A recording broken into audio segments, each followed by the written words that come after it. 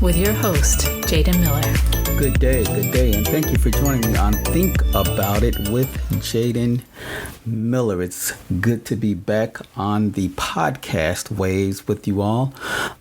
Please check out my website at www.jadenmiller.com, JAYDENMILLER.com. Please like, share, and subscribe on my YouTube channel, and like, comment, and follow on your favorite podcast platform. You can find me on Spotify, Apple Podcasts, Spreaker, Google Podcasts, Castbox, iHeartRadio, Audrey, Podvine Podcast, and Amazon as well. So I hope everyone is doing well. There has been a lot going on with the United States Supreme Court as of late. And so what I'd like to do is to provide some perspective. All right.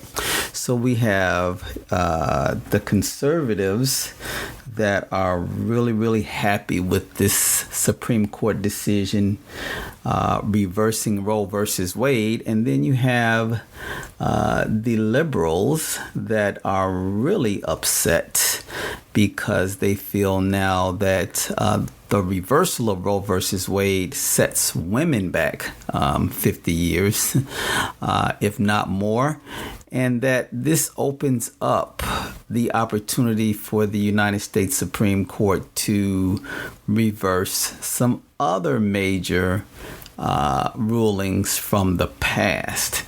And so what comes into question then is this issue of precedent and stare decisis. And I will explain what those things are in a minute. But what we first need to do is we need to go back and understand why the Supreme Court ruled the way that it did. I think that's extremely important to understand. All right. What's also important to understand is that in this decision, it was a 6-3 decision to uphold the Mississippi law. And the Mississippi law banned abortions after 15 weeks. All right.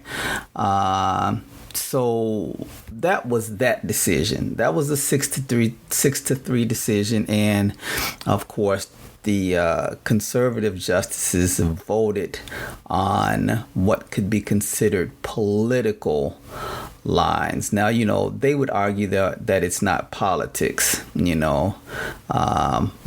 but, their politics do shine through. Okay. The vote was 6-3 to uphold Mississippi's law banning most abortions after 15 weeks. All right. But then it came into question this whole issue of Roe versus Wade. All right. And the decision there was 5-4. All right. And the reason was that Chief Justice Roberts sided with the liberals on the court. All right. In that he did not feel that Roe versus Wade should be overturned. All right. So the court again looked at the Mississippi law, which triggered, or helped trigger this whole conversation about Roe versus Wade. So it was a 6-3 decision along political lines for the Mississippi law banning abortions after 15 weeks. But then the question of Roe versus Wade was also intertwined within that decision. And then again, as I mentioned, Chief Justice Roberts did not join his conservative colleagues in overturning Roe versus Wade. He said that he thinks that they should have taken a more measured course. All right. And so in that particular instance, Roe versus Wade was decided 5-4, with Chief Justice Roberts siding with Justices Stephen Breyer, Sonia Sotomayor, and Elena Kagan. All right. So again, what's really important is to understand why the Supreme Court ruled the way that it did. The first thing we need to do, though, is we need to go back and mention the 14th Amendment. All right. Now, in my previous podcast, you hear me talk about the 14th Amendment a lot because the 14th Amendment is that so important amendment that came after the Civil War. Okay. And again, you've heard me mention that this particular amendment is the amendment that has due process and equal protection, but then also settled the conversation on what to do with African Americans that had previously been slaves. All right. Remember, once they were free, what were they? So you freed somebody, but again, before they were freed, they did not have a political status. They were property. Slaves were property. And then those people that were not slaves, that happened to be African American, they still at the federal level did not have a political status. Okay. Were they United States citizens? Did they have equal protection under the law as all citizens or as white citizens in the United States? So the 14th Amendment is so important as it relates to Roe versus Wade. Okay. Because it has that due process part of it. All right. And so we know in Section 1 of the 14th Amendment, it talks about all persons born or naturalized in the United States, okay, and subject to the jurisdiction thereof are citizens of the United States and of the state wherein they reside, okay. So again, that specifically was to announce to the United States, the people, that African American people that are born or naturalized in the United States and subject to the jurisdiction thereof are citizens of the United States. Okay. So again, it put to rest the whole issue of what do we do with 4 million African people, African American people that are in the United States? What political status does they have? So the 14th Amendment put that to rest, that they are citizens, okay, and subject to the jurisdiction of as citizens of the United States and the state wherein they reside. All right, so now it comes to this next part, which also, okay, was for the protection of these newly politically established slaves, but now has been used and expanded, not just for that in that time, 1868, but for future cases. All right. So then it goes on to say, no state shall make or enforce any law which shall abridge the privileges of or immunities of citizens of the United States. All right. So again, it says no state shall make or enforce any law which shall abridge. So all of the privileges, okay, that are guaranteed to citizens in Illinois should be granted to citizens in Alabama. So in essence, what the 14th Amendment did is it made all of the amendments prior to it applicable not only at the federal level, but also to the states. Okay, it's important to know that. Remember, the United States Constitution applied at the federal level. States can have their own constitutions, okay, and make their own laws, all right? But so by incorporating the 14th Amendment, it just lets all states know that no state shall, that everyone, okay, has to be treated equally. All right. So now we go into the due process and the equal protection portions of the 14th Amendment. And this is the part that will apply to Roe versus Wade, or to why the United States Supreme Court in its recent gathering decided to overturn it. Okay. Now this part says, nor shall any state deprive any person of life, liberty, or property without due process of law, nor deny to any person within its jurisdiction the equal protection of the laws. All right. So that's what the 14th Amendment says. All right. So now, as I've mentioned, the Supreme Court just overturned one of the most famous and controversial rulings in modern history. Okay. All right. So the majority of the court ruled that Roe versus Wade in another case Planned Parenthood versus Casey were wrongly decided. Of course, with their decision, which we kind of knew about a month ago because it was leaked, it's a political earthquake, okay? And it is one that will reverberate for months and years to come, reshaping American lives in ways that are easy and not so easy to predict. All right. So now, according to the Supreme Court, there is no constitutional right to abortion at the federal level. OK, now, yes, there is no federal constitutional right to abortion, but there is a right to an abortion in Illinois, in Colorado.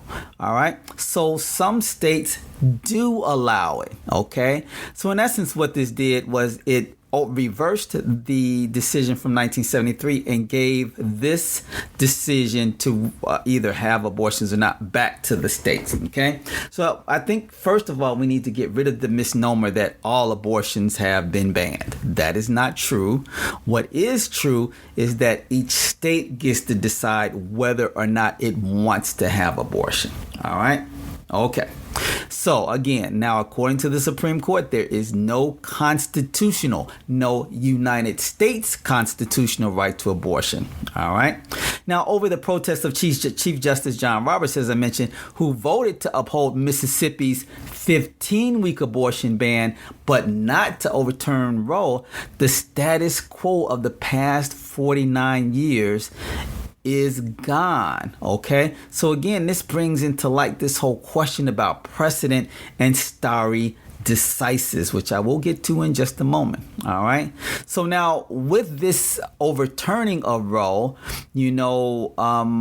that shift caused an immediate change in Americans' lives. Okay, so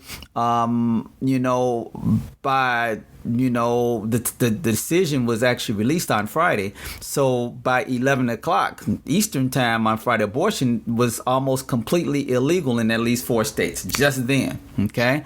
So by the end of July, it will be almost completely illegal in at least another 9. Okay.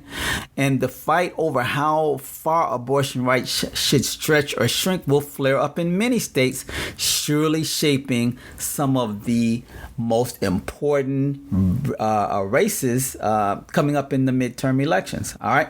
So now let's talk about what the ruling said. Okay. And then the decision for it. All right. At its heart, Roe versus Wade was about how much states could restrict abortion.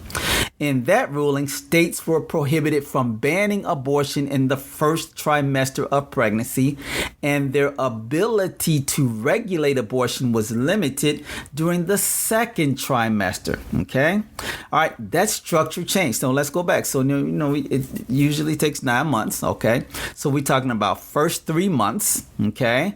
Prohibited states from banning abortion. Okay? And then regulated their ability, or the ability to regulate abortion was limited during the second trimester. All right, then that's 6-month period. Okay, all right. So now that did change. That structure changed with Planned Parenthood versus Casey, a Supreme Court case decided in 1992, which replaced the trimester framework with a single dividing line, and that was fetal viability. Okay, fetal viability. Can the fetus live on its own within a mother's womb? Okay. Now, even with that change, Americans had a constitutional right to abortion up to a certain point in pregnancy for almost 50 years. All right. So now let's hear what in the majority opinion, what Justice Samuel Alito, who was a Republican appointee, said. He explained that this right simply never existed. He says abortion presents a profound moral question. He wrote, "The Constitution does not prohibit the citizens of each state from regulating or prohibiting abortion. Roe," he wrote, "wasn't simply wrong. It was so wrong as to amount to an abuse of judicial authority." All right. We'll talk about a little bit more why he says that. But so you have to understand that this week's ruling, officially known as Dobbs versus Jackson, women's health relied heavily on a historical view of abortion rights. Alito argued that that approach is crucial for understanding why abortion couldn't be constitutionally protected. He says, until the latter part of the 20th century, such a right was entirely unknown in American law. He wrote, indeed, when the 14th Amendment was adopted, 3/4 of the states made abortion a crime at all stages of pregnancy. Now, some people will debate his historical accuracy, all right? But he acknowledged that a major precedent was being overturned. This is Samuel Alito. He's the one that wrote for the majority. But he argued that it had to be done because the justices who decided Casey actually made a mistake by relying too heavily on precedent. The court is not required to uphold a previous ruling simply because it's already on the books, he wrote. In fact, the Constitution and the rule of law demand that the question of abortion be returned to the states. Now, of course, you know that this decision is unlikely, and Alito addresses that. He says, we cannot exceed the scope of our authority under the Constitution, and we cannot allow our decisions to be affected by any extraneous influences such as concern about the public's reaction to our work. That was another place, he argued, where the justice who decided Casey got it wrong. In that ruling, the majority explicitly noted that overturning Roe would be politically seismic and could undermine the court's authority. All right. Most Supreme Court decisions rule on the case at hand while also dropping hints about how the Supreme Court might rule on the same topic in the future. So this one was no different. In his majority opinion, again, Alito included several caveats about what the ruling in Dobbs could mean for other precedents that relied on the same judicial framework as Roe. But concurring opinions by Justice Clarence Thomas and Brett Kavanaugh suggest that there could be some disagreement among the conservative justices about what should happen next. All right. So if we look at what Kavanaugh says, for his part, he took pains to stress what the opinion did not say. The Constitution, he wrote, is neutral on the issue of abortion. All right. Roe was a mistake, he said, because it took the power to decide whether abortion should be legal from the democratically elected branches of government, but that doesn't mean it's illegal everywhere either.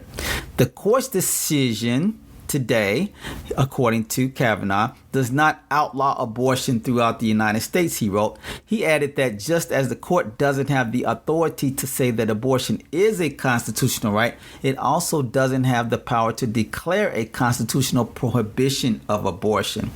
He signaled, however, Kavanaugh also signaled how he at least is thinking about other legal questions that could come up in Dobbs' wake, including whether states can bar their residents from traveling to another state to obtain an abortion. And in his view, no under the constitutional right to interstate travel. All right.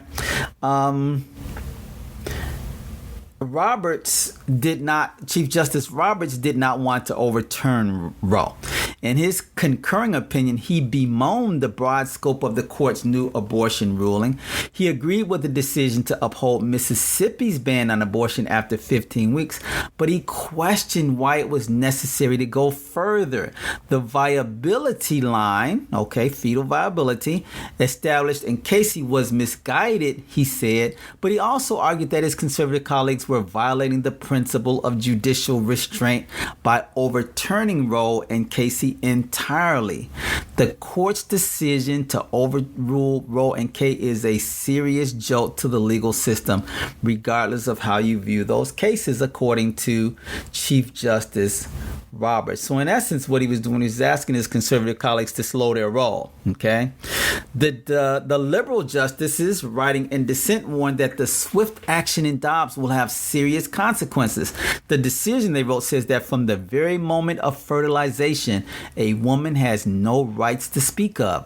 A state can force her to bring a pregnancy to term, even at the steepest personal and familial cost. All right.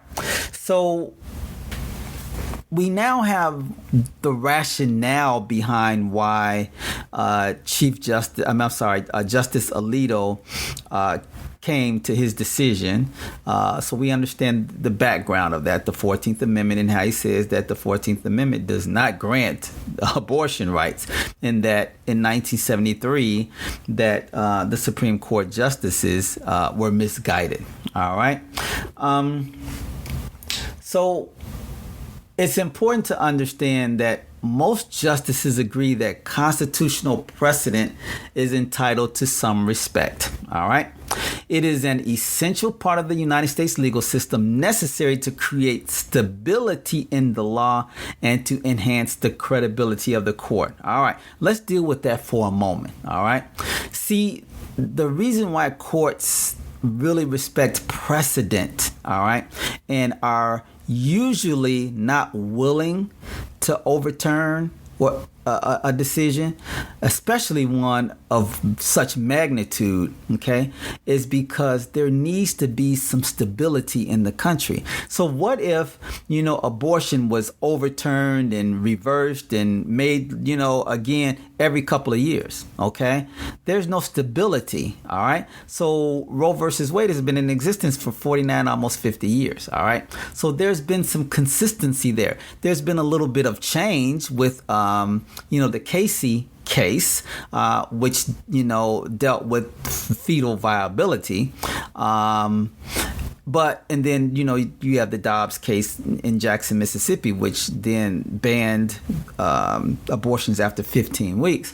But still, the precedent was respected. The precedent in terms of Roe versus Wade, established law. All right. So justices also acknowledged, Supreme Court justices, that precedent is not always binding. And cases casting doubt on prior decisions have often divided the justices on ideological grounds, quite often producing 5-4 rulings, like you just saw in this one. Okay? All right. The struggle then is over the role of stare decisis. All right. It's a Latin term that embodies respect for precedent. Okay. So literally translated, it means to stand by things decided. Okay. So for discussion of precedent, it refers to standing by the rules of prior cases. All right. The debate focuses more on constitutional decisions than on those interpreting statutes. If there is dissatisfaction within the court's interpretation of a federal law, the logic goes, Congress can amend the law to correct the problem. With constitutional interpretation, however, justices feel freer to change course if they believe correction is needed, because the only alternative is amending the Constitution. All right. So at the heart of the debate is the belief by some justices that they are free to overturn past decisions they believe were wrongly decided, and the view by the dissenters that there needs to be greater justification for abandoning precedent than just a new majority changing its mind. All right. So that's where we have this fight between the Republican appointees and the liberal appointees. All right. It's really also important, to understand that the Supreme Court has ruled or overruled or reversed itself, okay, before. All right. So this is not the first time that the Supreme Court has reversed itself. All right.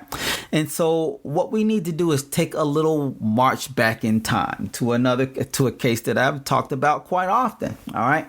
And that case is Plessy versus Ferguson. All right. So the reason why I'm bringing this up is because I like to take that unbiased approach. All right. So we have the Supreme Court reversing Roe versus Wade, okay, which a lot of people don't like, okay, and feel as though this is judicial overreach, even though the conservative justices will say that back in 1973 that was judicial overreach. All right. But some people feel that way. Some people feel that during their confirmation hearings that Justice Brett Kavanaugh and Justice Neil Gorsuch lied, when they said that they, respect established precedent, but yet voted decided to, help in the decision overturning Roe versus Wade. All right. But if we go back in time and look at the Plessy versus Ferguson case, and that was the case from back in 1896, where it was decided that separate but equal was the law of the land, which meant that southern states, or in actuality any state, could have laws on the books that kept the races separate as long as they were equal.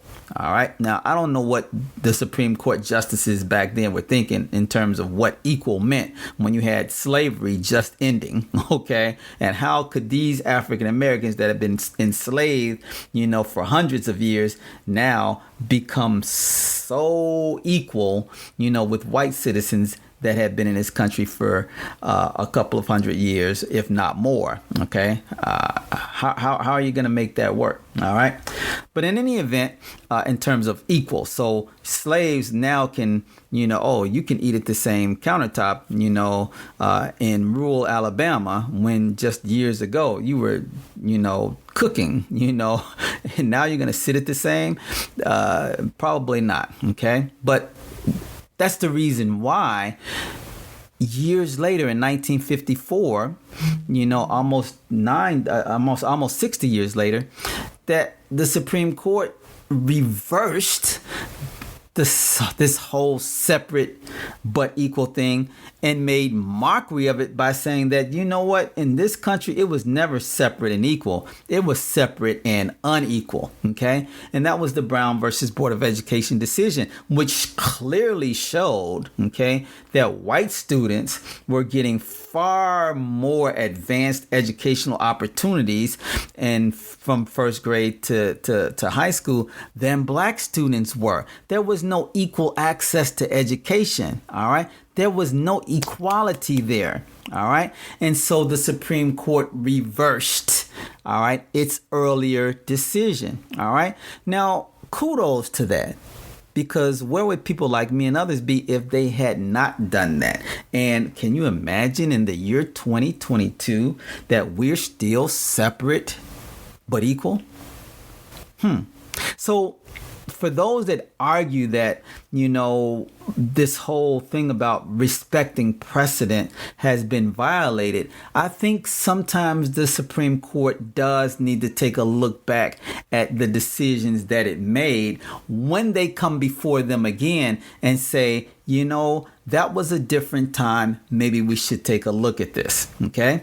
That's my argument. Okay. So they did that in this particular case, Roe versus Wade. All right. So are we angry with just the decision, or are we angry that we feel as though they violated established precedent? Okay. Because if we're angry because they violated established precedent, then I will have to say that I'm actually glad that the Supreme Court does go back and look at cases and say, well, you know what?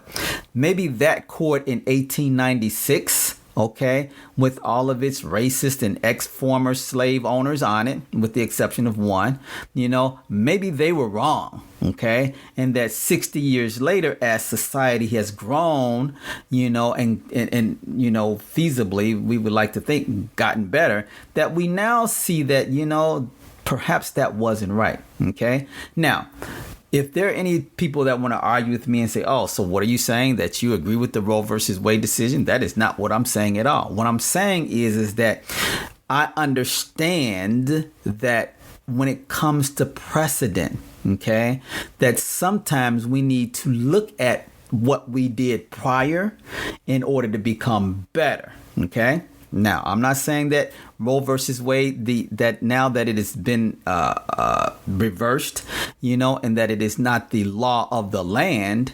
What I am saying is that now the decision is back to each of the individual states to decide for themselves. There is a remedy for this, though. Okay. there is a very easy remedy, okay? And that remedy is this, okay? For young people and for those that vote on the more liberal side, Democrats, and then for those independents, okay? And for those people that believe in a person's right to have an abortion, or a woman's right to have an abortion. So there is a midterm election coming up in November, okay? And so if this is one of those cases that has now challenged you and gotten you upset, then what I would suggest you do is register if you have not, and then in November, go and vote for those individuals that can help make abortion the law of the land, because there is a way to do this. All right. See, what the Supreme Court does is it interprets the Constitution. The Supreme Court is not supposed to make laws.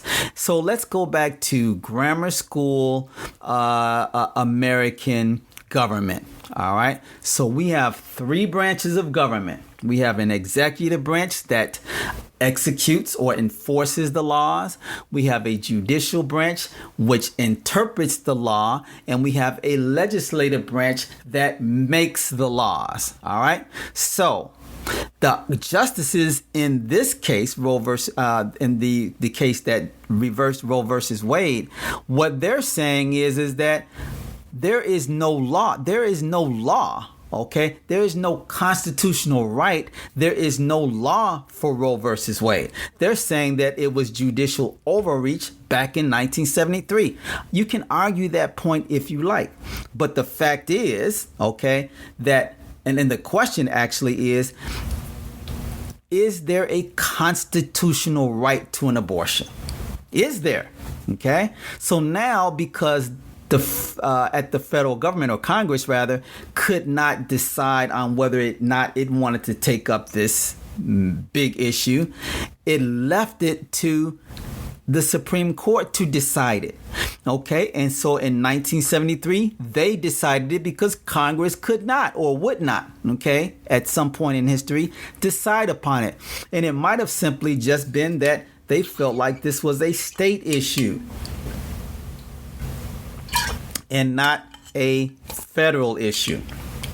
But then when a case comes to the federal courts and it rises to the Supreme Court, then they have to interpret what it means. And so they did so, and I will say they did so admirably in 1973, and then they reversed it admirably in 2022. Okay? Following simply what they felt the law says. All right.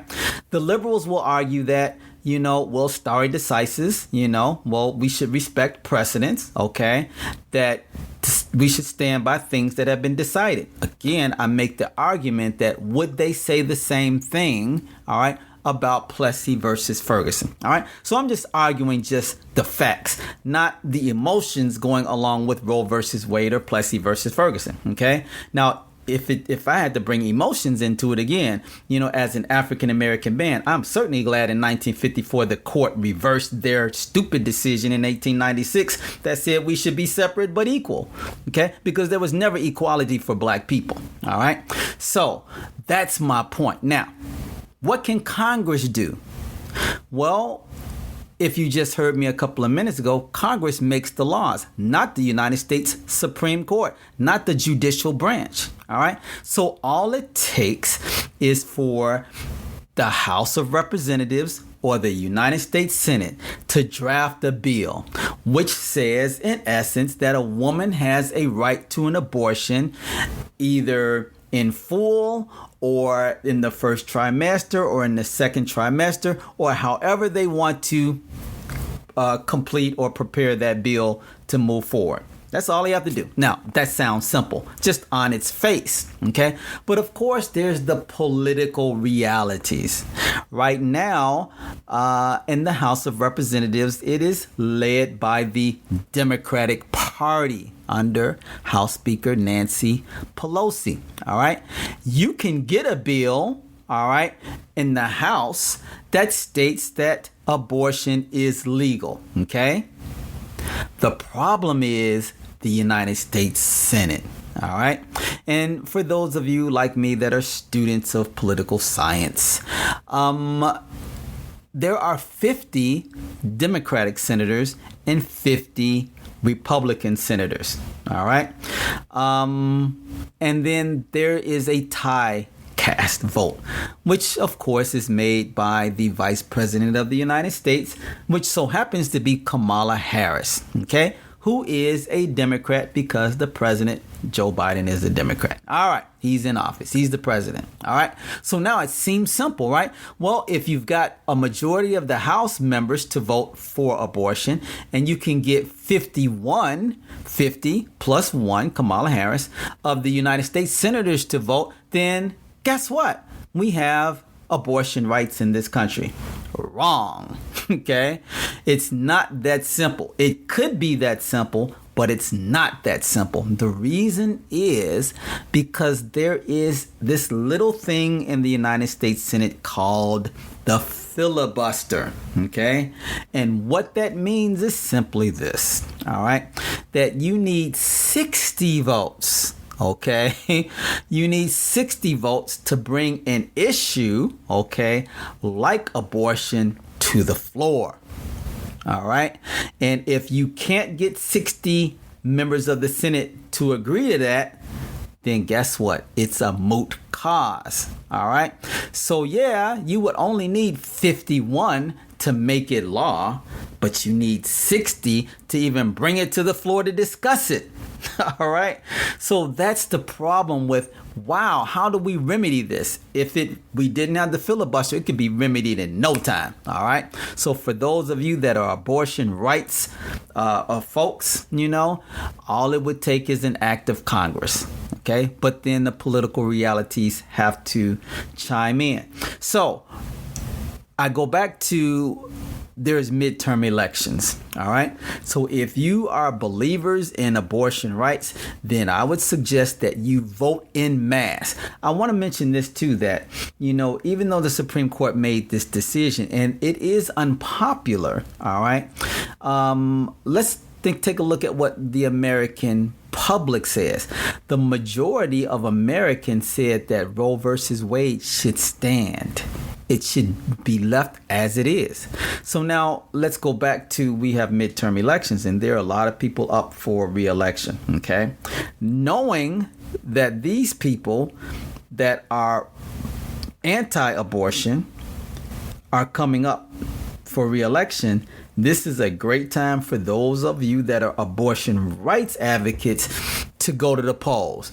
If you want there to be change, the only way there can be change at that level is to vote in the people who represent your interest. Okay, so you can't continue to sit on the sidelines. You can't be armchair quarterbacks. All right, you can't be Monday, morning, hypocrites. Okay, that want to say, well, the reason why this happened is because no, you've got to actively be engaged. All right, the reason why. All right, there are 3 members, more recent members of the United States Supreme Court, okay, is because back in 2016, not enough people took seriously Donald Trump's candidacy versus Hillary Clinton's candidacy. I mean, we're talking about a tiny majority that Donald Trump won. So if there were more people that came out in those states, okay, that went red, that usually or oftentimes don't, then we have a different outcome. So instead of Donald Trump getting the ability to appoint 3 justices to the Supreme Court, that would have been Hillary Clinton. And so now we would have a different social stratus when we look at how courts make decisions, at least at the Supreme Court level, and then even trickling down into the courts of appeals and the district courts. All right, things could look totally different, but again, it's because there was a lack of voter interest and people taking for granted. So now I hope that people will stop taking elections for granted and get out and start voting, because this is really important. All right. So what we have in this particular case, and again, this is for people that are abortion rights advocates. Now what you have is you have a Supreme Court that has made these decisions, or at least this decision that goes against what you feel is right. But now there's this opportunity to look at other decisions. And now that they have set the precedent, in a sense, okay, that they will overturn a precedent. All right. Well, it begs the question, what else could be reversed? All right. How about contraception? Is that a right guaranteed in the United States Constitution? No, it doesn't say it. All right. What about gay marriage? All right. Well, does it say in the Constitution, all right, that you have a right to marry someone of the same sex? All right. The issue could be debated with, well, it doesn't say in the Constitution, all right, that you have a right to marry someone that is of a different race. Well, it may not say that, all right? But remember, this country was supposed to be founded based upon the equality, the right to life, liberty, and property and happiness and all of those things, all right? And so we fought a civil war that determined, all right, that we were to be equal racially, all right? This is the key. I want you all to understand. And then there were civil rights acts that went into place, all right, that guaranteed that we were to be treated equally racially, all right. But then also there was a Supreme Court decision, Loving versus Virginia, that established that, these are rights that are implied in the United States Constitution, backed up by the 14th Amendment, civil rights laws, and just common decency. All right. Then not to mention we fought a civil war, over slavery. All right. And whether or not we are all to be equal. And then don't forget the 14th Amendment, which has an equal protection clause. All right. And remember again that equal protection, that 14th Amendment originally was written, to ensure that African Americans, okay, had equality throughout the land. Okay. And so that's the argument for, does it apply to interracial marriage? Not. But what about gay marriage? Okay. See, that's different. All right. And even though gay marriage is now precedent, okay, it is the law of the land, it can easily be reversed, just like for the same reasons that Roe versus Wade was reversed. All right. And if I'm not mistaken, Justice Clarence Thomas has even mentioned that maybe that's something, if it comes before the court, for us to take a look at. But again, that's why Congress has to act. All right. We continue to vote in these ultra old baby boomers, okay, who came from a time where, there was separate and unequal. All right. Some of them, have social mores and social and ethics that are different than younger people. Many of them may not have the same respect for diversity that younger people do. Not all cases, and I'm just generalizing, not everyone, of course, okay? But the fact of the matter is, some of these people are just too freaking old to be in office, okay? And it's time for new ideas and new directions, all right? And so, again, we have a Congress that has an established role to make the laws. And we have an executive branch whose role is to enforce the law. So right there, we have two branches of government that can mitigate the Supreme Court in terms of their decision making as it relates to interpreting the Constitution. All right. All Congress has to do is act. Now, of course, the law can be challenged and it can be looked at by the Supreme Court. All right.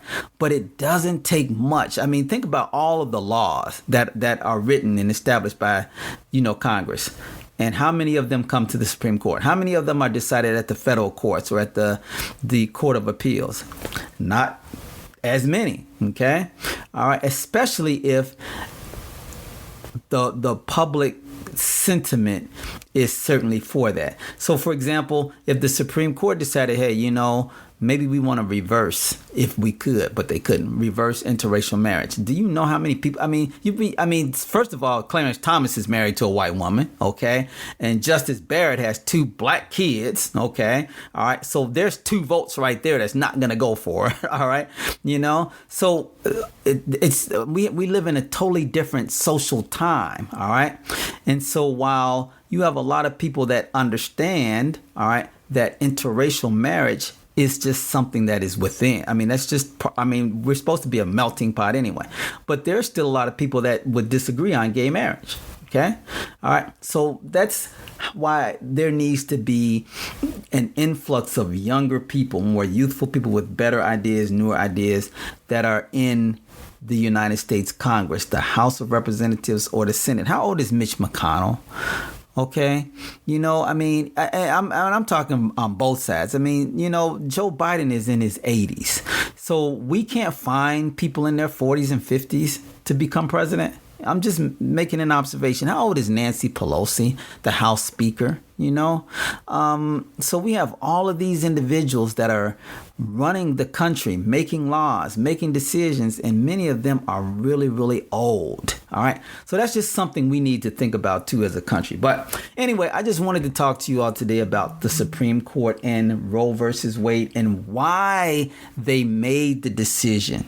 And just to provide you with a little bit of perspective on why this decision was made. All right. So anyway, listen, I don't want you to forget. Please check out my website at www.jadenmiller.com. You can find all kinds of interesting information. There's my bio there. You'll find that my wife and I also are photographers. We do mostly weddings, but we'll do other events as well. All right. You'll also be able to find the link to my podcast, Think About It with Jaden Miller. All right. And then also you can find me on my YouTube channel. Please like, share, and subscribe. And it's Think About It with Jaden Miller on YouTube. And then, of course, I'm on all of your favorite podcast platforms: Spotify, Apple Podcasts, Spreaker, Google Podcasts, Castbox, iHeartRadio, Audrey, Podvine, Amazon Podcast, and many, many more. All right. So again, thank you for joining me for this episode of Think About It with Jaden Miller. I look forward to your comments and your thoughts. And listen, continue to have a really, really great summer, because I am. Have a great day. Thank you for listening to Think About It with Jaden Miller. Don't forget to like and subscribe to his YouTube channel, and like and follow on your favorite podcast platform.